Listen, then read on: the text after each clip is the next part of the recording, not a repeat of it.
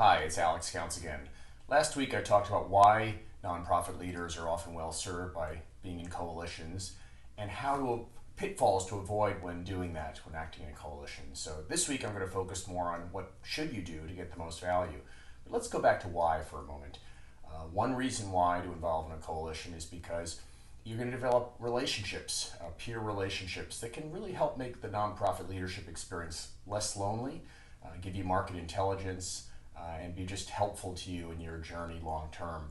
But also, nonprofits that work in coalitions can often do things that they can never do alone, no single organization. And there's a great article that I often have my students and people I consult with read about coalitions called How Gay Marriage Became a Constitutional Right in the Atlantic in 2015. And it talked about how all these groups were working on getting gay marriage to become recognized and legal. These groups working in a fragmented, uncoordinated way were losing battle after battle, even in places they probably should have won. And once they began working as a coalition very quietly, they began a series, I think 28 consecutive victories, which culminated in the Supreme Court ruling in their favor. So again, there are things that you can do in a coalition you can't do alone. My first point about what to do in a coalition, which is to make sure each year you have a victory that's visible externally, that again would have been very difficult, if not impossible, for any single organization to do on its own. That helps sustain your the personal parts are important, but the external, if you can't create things that advance your movement, coalition probably isn't going to last very long. So what else to do? Number one, pay your dues on time if there are dues that are part of being a member of a coalition. Don't have people, whether it's staff or another member of the coalition, have to chase after you. Pay them on time and promote the coalition. So a lot of groups that are looking at this very transactionally, they're saying, I'm joining a coalition to raise the profile of my organization. And if you do that too kind of ham-handedly, you're going to actually irritate people in the coalition. But look at it the other way. How can I use my organization to promote the coalition? Maybe it's a small part of my communication, but still, it's something that I'm going to do from time to time, and that'll breed goodwill, and others will probably imitate you. Also, promote the coalition internally.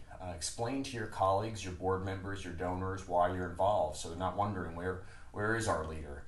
Show up at the meetings. Don't send lower-level delegates if that's allowed.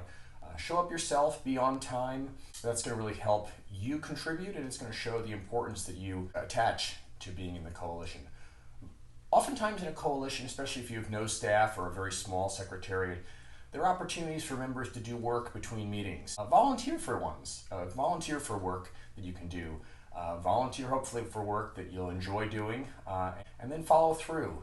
Do a good job. That'll set an example and others will follow you, and you'll distinguish yourself. Maybe you'll be in a leadership position. Be responsive to other members of the coalition that reach out to you and to the staff, if there is a staff. Don't have them chasing after you. If they ask for input on something, spend 10 minutes to read something and provide even a little input is better than just ignoring it. Be trustworthy. If a member of the coalition shares something about their organization, a struggle they're having, don't blab that to someone else.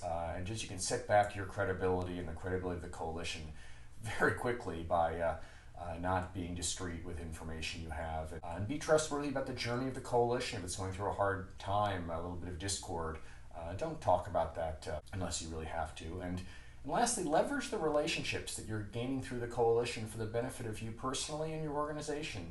Sometimes they're there to be had, but just it takes a little attention. Saying, what can I do to solve this problem I have for this organization or for me as a professional that could come as a result of me being in this coalition? So if you think about it, something may come up. But if you don't think about it, you may just go in your way and leave value on the table. So being involved in a coalition, it's not always easy. Decisions sometimes drag on.